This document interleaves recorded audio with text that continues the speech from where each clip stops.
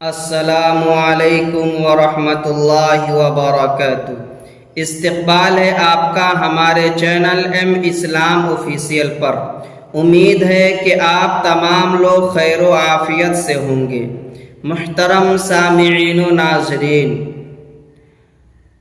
آپ تمام حضرات کو یہ بات معلوم ہے، جو شخص رمضان المبارک کو لاپرواہی کے ساتھ ضائع کر دے اور اس کا حق ادا کر کے اپنے آپ کو رحمت خداوندی کا مستحق نہ بنائے، تو ایسے شخص کے بارے میں یقینی طور پر یہ کہا جا سکتا ہے کہ اس سے زیادہ بد نصیب کوئی نہیں ہے۔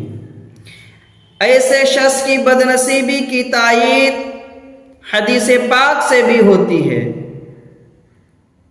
حضرت کعب رضی اللہ تعالیٰ عنہ فرماتے ہیں کہ ایک مرتبہ اللہ کے رسول صلی اللہ علیہ وسلم نے ہمیں ممبر سے قریب ہونے کا حکم فرمایا۔ ہم ممبر سے قریب ہو گئے۔ جب آپ صلی اللہ علیہ وسلم نے پہلی سیڑھی پر اپنا قدم مبارک رکھا تو فرمایا آمین۔ جب دوسرے درجے پر آپ نے قدم رکھا تو فرمایا آمین۔ راوی کہتے ہیں کہ ہم نے عرض کیا، یا رسول اللہ، آج ہم نے ایسی بات سنی جو اس سے پہلے کبھی نہیں سنی تھی۔ تو آپ صلی اللہ علیہ وسلم نے ارشاد فرمایا، جب میں پہلے درجے پر قدم رکھا تو اس وقت حضرت جبرائیل علیہ السلام آئے تھے، تو انہوں نے یہ بددعا کی تھی کہ ہلاک ہو جائے وہ شخص جسے رمضان المبارک کا مہینہ ملے اور اس کی مغفرت نہ ہو۔ تو میں نے کہا آمین۔ پھر جب دوسرے درجے پر میں نے قدم رکھا تو انہوں نے کہا کہ ہلاک ہو جائے وہ شخص جس کے سامنے آپ کا ذکر مبارک آئے اور آپ پر درود نہ بھیجے۔ تو میں نے کہا آمین۔ پھر جب میں تیسرے درجے پر قدم رکھا تو حضرت جبرائیل علیہ السلام نے کہا کہ ہلاک ہو جائے وہ شخص جو اپنی زندگی میں اپنے والدین یا ان میں سے کوئی ایک بڑھاپے کے زمانے میں پائے اور وہ اسے جنت میں داخل نہ کرائے۔ تو میں نے کہا آمین۔ اس حدیث پاک کے اندر حضرت جبرائیل علیہ السلام 3 شخص کے لیے بددعائیں دے رہے ہیں۔ ایک وہ جسے رمضان المبارک کا مہینہ ملے اور وہ اللہ سے اپنی مغفرت نہ کرائے۔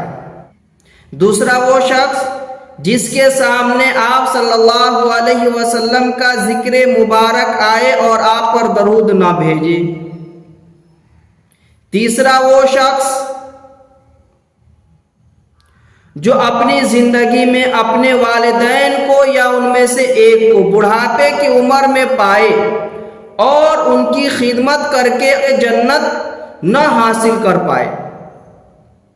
اس لیے اگر ہم اپنے آپ کو حضرت جبرائیل علیہ السلام کی ان بددعا سے بچانا چاہتے ہیں تو ہمارے اوپر ضروری یہ ہے کہ رمضان المبارک کا مہینہ جو ہمیں خدا تبارک و تعالیٰ کی طرف سے ملا ہوا ہے، اس مبارک مہینے میں ہم خوب عبادت کریں، روزے رکھے، رات میں تراویح پڑھے۔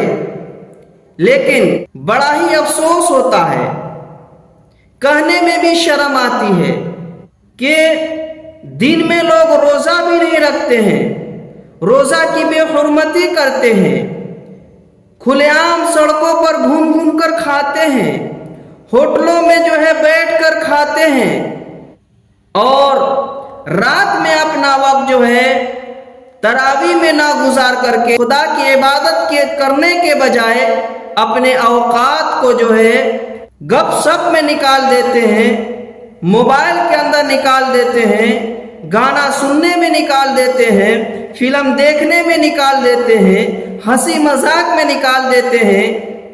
یہ بڑی ہی بدقسمتی اور بدنصیبی کی بات ہے، حالانکہ ایسا نہیں ہونا چاہیے۔ اسی طریقے سے جب نبی پاک صلی اللہ علیہ وسلم کا ذکر مبارک ہمارے سامنے ہو تو ہمیں ہر حال میں آپ صلی اللہ علیہ وسلم پر درود بھیجنا چاہیے۔ اسی طریقے سے اگر ہم اپنی زندگی میں اپنے والدین کو یا ان میں سے ایک کو بڑھاپے کی عمر میں پا رہے ہیں تو ہمارے اوپر ضروری ہے کہ اپنے والدین کی خدمت کریں اور خدمت کر کے جنت کمائیں۔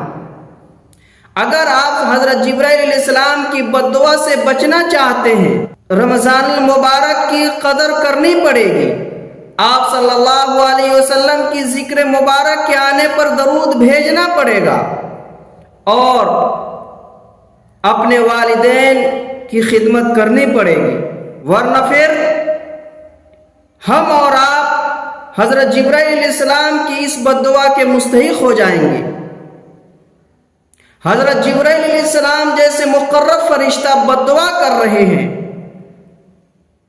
ہلاکت کے لیے بس اتنا ہی کافی تھا، لیکن اس پہ مزید نبی پاک صلی اللہ علیہ وسلم امام الانبیاء خاتم النبیین تاجدار مدینہ محمد عربی صلی اللہ علیہ وسلم نے آمین کہہ کر اور اس کے اندر تقویت پیدا فرما دی۔